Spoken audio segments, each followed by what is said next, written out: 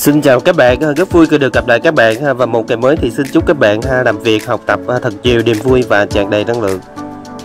Thời gian qua mình nhận được rất là nhiều những comment của quý vị, bà con, cô chú bác và anh chị gửi về nhờ tư vấn cái mẫu nhà đỡ hậu các bạn, với một cái diện tích và chi phí vừa phải, phù hợp với nhiều người. Và ngày hôm nay mình sẽ chia sẻ đến mọi người một cái mẫu nhà cấp 4 đỡ hậu ở nông thôn, để gửi đến mọi người tham khảo. Đó cũng chính là lý do mà mình thực hiện cái video này. Cái nhà cấp 4 đỡ hậu này với cái chiều rộng mặt tiền chính là 4,5 m, phần đỡ hậu phía bên tay trái là 2,5 m. Như vậy tổng chiều rộng mặt tiền ở phía sau là 7 m nha các bạn, và cái chiều dài là 12 m. Vì sao bà con mình lại yêu thích xây dựng cái mẫu nhà đỡ hậu? Vì đỡ hậu theo phong thủy là nó đón tài lộc và may mắn đó các bạn. Và mẫu nhà đỡ hậu cũng được xem là một mẫu nhà truyền thống kinh điển ở nông thôn, được rất nhiều bà con mình quan tâm, ưa chuộng, lựa chọn xây dựng vì cái độ thông thoáng của nó đến từ cái phần đỡ hậu này. Và trong cái mẫu nhà đỡ hậu này thì không có thiết kế cái hành lang chữ L nha các bạn. Và cái hành lang này sẽ được để chống nhằm giúp cho cái việc lưu thông gió và ánh sáng đến từ cái phần đỡ hậu này nó được tốt hơn. Với một cái diện tích khá là khiêm tốn các bạn, chiều dài chỉ 12 m, được thiết kế đầy đủ công năng, một phòng khách kiêm phòng thờ, 2 phòng ngủ, khu vực bếp, nhà vệ sinh và khu vực phòng ăn. Có thể nói là những cái công năng của nó cũng rất là đầy đủ trong một cái nhà cấp 4 ở nông thôn.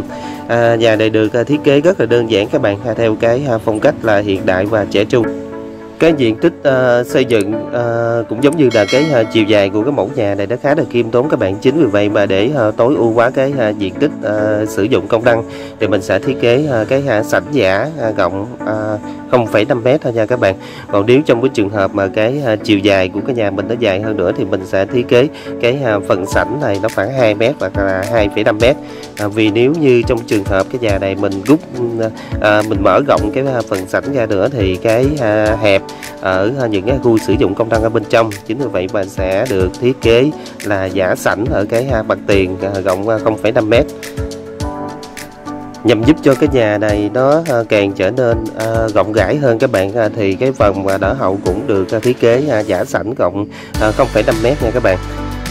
Được thiết kế là cột vuông kẻ chỉ, giúp cho ngôi nhà này nó có đầy đủ hết tất cả những cái công năng cần thiết của một cái nhà cấp 4.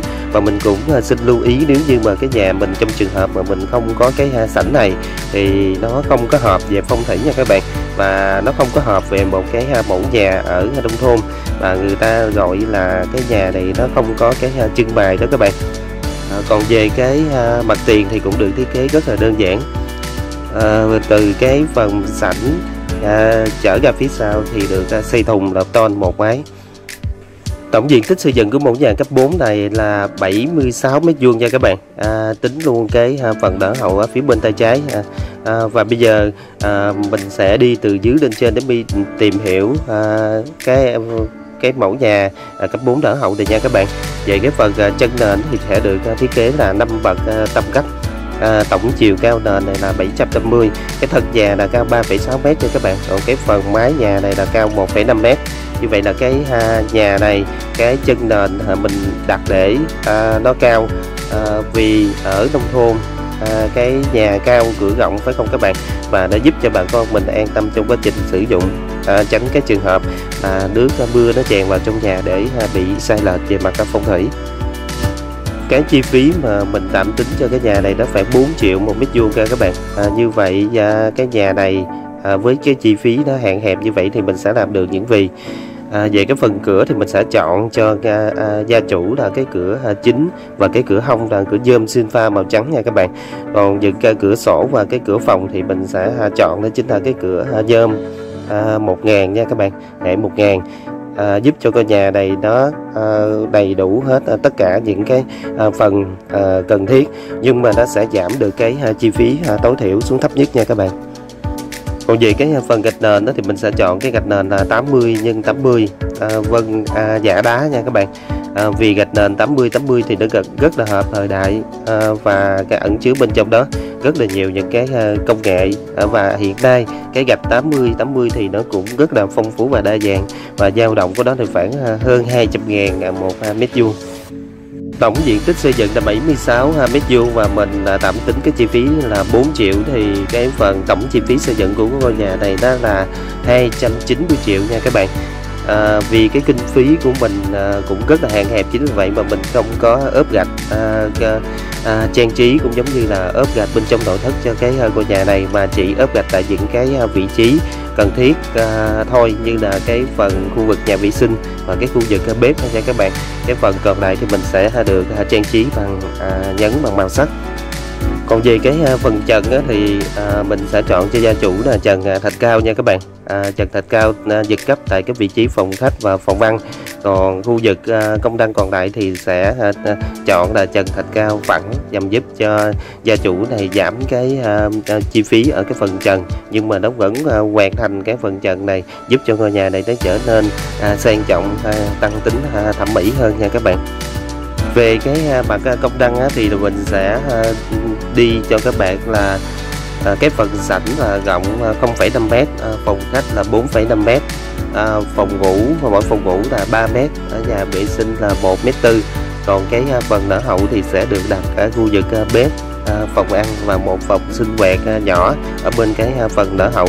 Có thể nói là tất cả những cái công năng bên trong cái ngôi nhà này về cái diện tích thì nó rất là hợp lý, và nó khá là đầy đủ, rất là phù hợp cho những gia đình trẻ ở nông thôn với một cái kinh phí đầu tư xây dựng là hạn chế, chỉ 290 triệu.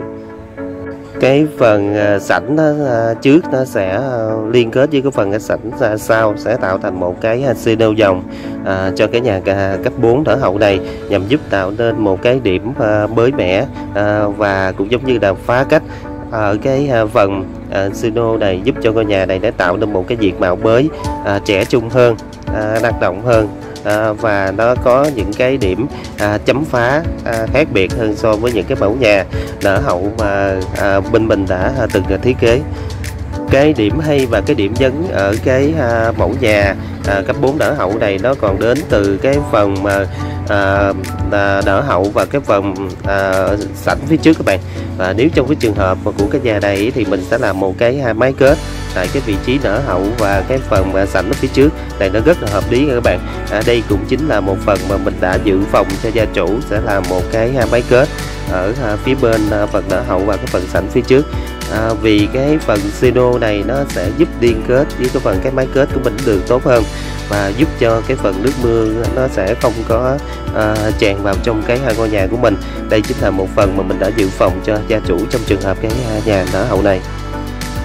Về phần màu sắc của cái nhà cấp 4 này thì mình lấy màu trắng làm nền, còn cái màu nhấn của mình đó chính là cái màu ghi tím nha các bạn.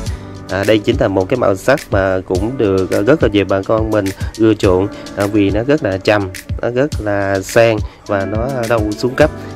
Nó có thể nói là đây chính là một cái màu sắc rất là mới và rất là hiện đại, mà mình cũng mới áp dụng trang trí vào trong những cái mẫu nhà mà bên mình thiết kế trong cái thời gian gần đây, và cũng nhận được rất là nhiều những lời khen và cái phần đón nhận của mọi người.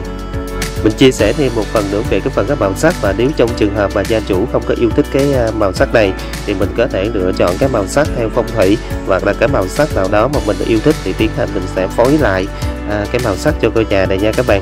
Vì màu sắc là một cái phạm trù được xem như là nó rất là lớn, và nó có thể nói là một câu một từ thì chưa thể nào nói hết về cái phần cái màu sắc. Về mặt chuyên môn màu sắc nó rất là sâu nha các bạn, nó có thể nói là rất là phong phú về cái màu sắc.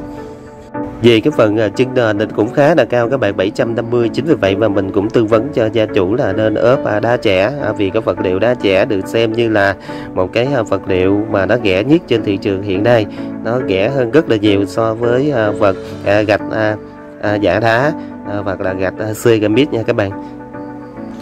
Nó mang lại một cái hiệu ứng rất là đẹp, rất là mạnh và rất là sạch sẽ. Trong những cái mẫu nhà mà mình thiết kế thì mình thường tư vấn cho gia chủ là ốp cái đá chẻ cái phần chân nền này. Về phần mặt tiền thì để tạo một cái mảng xanh và tạo một cái điểm nhấn thì mình sẽ thiết kế hai cái bồn hoa nhỏ ở phía bên hai cây cột cái này, để tạo nên một cái sự sinh động cho ngôi nhà hơn. Và nó kèm theo đó nó còn có một cái điểm hay nữa là nó sẽ rút ngắn những cái bậc tam cấp này lại nha các bạn. 5 bậc tam cấp này trong trường hợp mà cái kinh phí mình cao thì mình có thể là ốp đá hoa cương thì nó rất là đẹp và nó rất là bền. Trong trường hợp mà cái kinh phí mình hạn hẹp thì 5 bậc tam cấp này mình sẽ chuyển xuống ốp gạch giả đá nhằm giảm cái chi phí hoàn thiện 5 bậc tam cấp này.